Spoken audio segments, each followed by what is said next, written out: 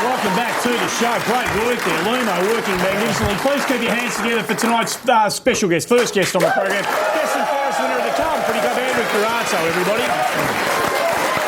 Hey, great to have you on.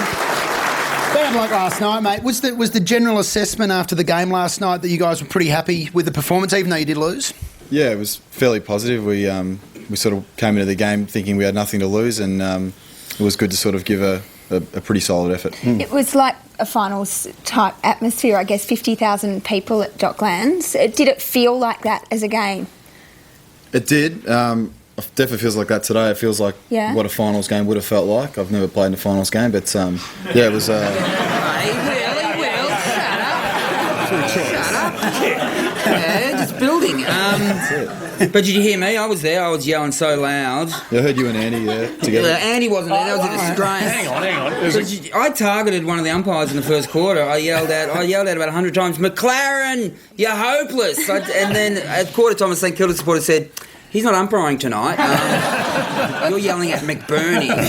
But then you rang McLaren up at home later. Gave him a mouthful. Anyway. Just in case you missed the scores, it was a cracking game of footy. Over 50,000 people crammed into the Docklands to see the game of footy. And it was everything that they expected it to be. The Saints hung on. They kicked the first 5 goals of the game, Sammy, but it was the last one that most people were talking about. Yeah, it was. And unfortunately for the Blues, this... came after Ryan Houlihan had a shot on goal and a chance to win it. Instead, the ball ended up with Zack Dawson, another unpredictable situation. This full back who ended up with the ball kicked his second goal in his AFL career and effectively won the game for the Saints. Is there a better fairy tale in the AFL at the moment? It's a great story, isn't it, Andrew? I mean, here's a guy who was pilloried for one of his early performances and had to come back in the hard way. A lot of people probably thought that his AFL career was going to go nowhere, and he's had a fantastic year. And he takes it to another level last night. I obviously wasn't thinking about it that positively last night. But no, I must admit, I'd like to see guys bounce back. I spent a couple of years at another club as well, so it's good to see guys who've changed from other clubs go on and get some success. What's the general feeling, I guess, with the performance? I mean, you came close, didn't win.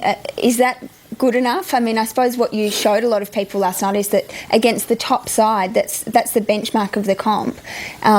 You know, the Blues can sort of play it at that level. So are you happy just with what you did, or, you know, how's your sort of feeling today? I wouldn't say we're happy with what we did. We're probably content with... No, you're not content. You're angry. All right? Yeah, because seriously though, we nearly beat Hawthorn a few weeks ago, and the next week we got beaten by Fremantle. All right, so Dave, come on, man, let's get angry. Essendon in 2 weeks, they're going down. Yeah. Yeah. Thank you. You can continue with your response if you like. Yeah, like I was saying,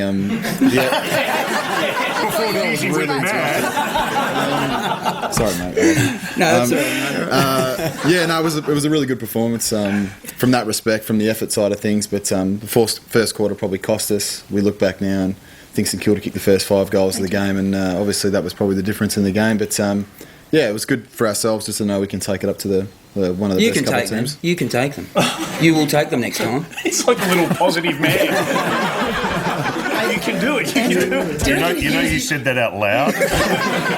Do you reckon Hughesy said down here one day that he'd love to talk to you guys before a game? How do you feel about potentially having Dave Hughes in the change room? Do you think that would help? Yeah, it's a little bit scary. No,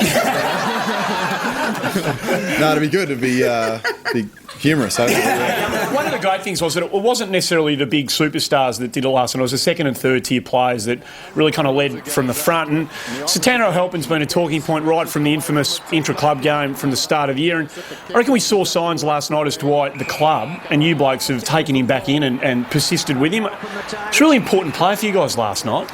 Yeah, he is, especially having just sort of him and Fev were the only really 2 tall targets down there last night, so we definitely needed Satana to stand up. This was a great goal in the last quarter. This was crucial, but yeah, we definitely need him in the team and playing well for us to be good. Clearly all that practice on Cameron Cloak's bot is paying off now. Yeah. What did he have to do though, Andy? Did he have to do something to sort of work his way back into favour with the rest of the boys at the club after that?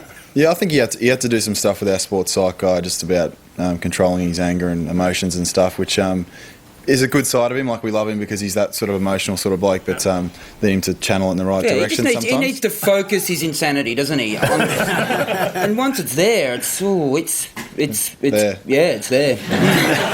What about Chris Judd? We saw some vision of him. I mean, everyone's seen this by now.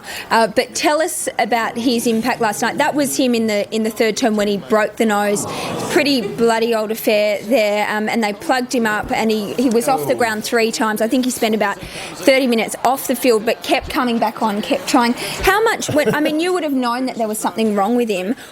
How much does that inspire you? And did you see him sort of take it to another level even last night? Yeah, I must admit. I played with Juddy when we were in under-18s, and seeing him play the last few years, I've always known he's been a great player, but I've just gained a respect for actually how genuinely tough he is.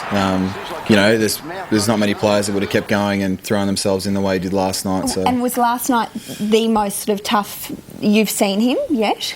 It's hard. That effort? Hard to sort of put a night on that, but yeah, he does stuff like that all the time. It's recognised probably last night because everyone graphically could see what was going wrong with him. But he lost so much blood. Did the players think about giving him blood transfusions at 3/4 time? You would have given him some of your blood, wouldn't you, if you had to?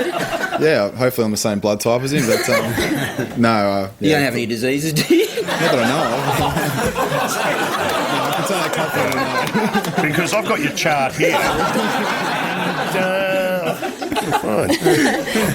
I mentioned in the first segment that there was some vision that didn't go to air. It was recorded in a break, I think, last night. But this is just, it's gruesome, don't eat and watch at the same time. But this just demonstrates, I suppose, how hard Chris Judd was doing it. Fair old bat in the cave there, too. But this, has he described the feelings today? Or?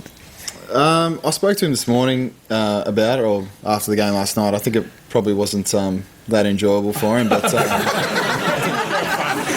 it didn't look like much fun. No. They don't offer that at the Dalesford Spa. I don't think they did. But seriously, when I look at that, I reckon he's milking it, isn't he? Don't you reckon? I don't know.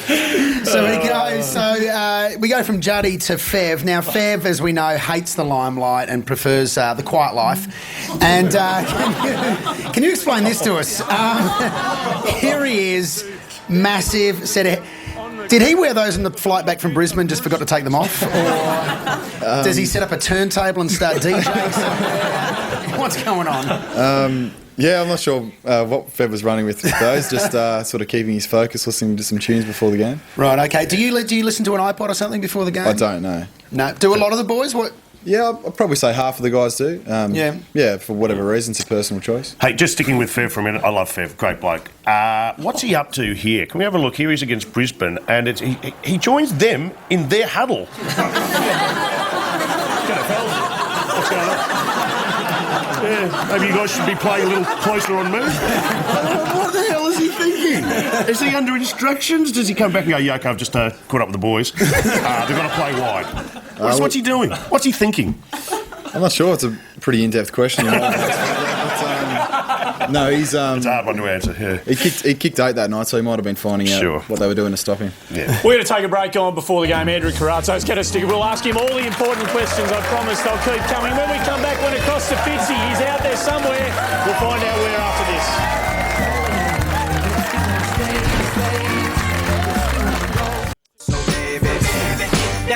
Welcome back to the show. Very, very big game tonight for both of these sides for a whole lot of different reasons. That young man, Nat Nui, the number 2 draft pick, makes his debut. For the first time, we'll see Jade Rawlings, the senior coach, and Tyrone Vickery plays his first game for the Richmond Footy Club. It's going to be a fantastic game. That game follows us here on Channel 10, except in Adelaide, where they'll be taking the Western Bulldogs and the Port Adelaide game. Andrew Carrazzo from the Carlton Footy Club, our special guest on the program.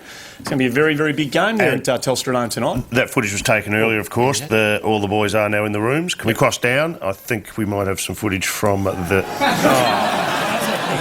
What the... I mean, does he realise there's children at home watching that? Honestly. I mean, you work with him. Can you have a word to him? I mean, you spend a couple of hours with him every week. I don't know if you tune in Monday morning or podcast it, whatever. He's a very funny guy, though. He's a great guy, Ben Cousins, seriously. Yeah. Great. Fly the flag, go on. Andrew, we're going to show some vision of some of the younger players, I guess, in the Blues side that was so impressive last night. One I want to ask you about is Paul Bauer, and he wasn't alone, but the feature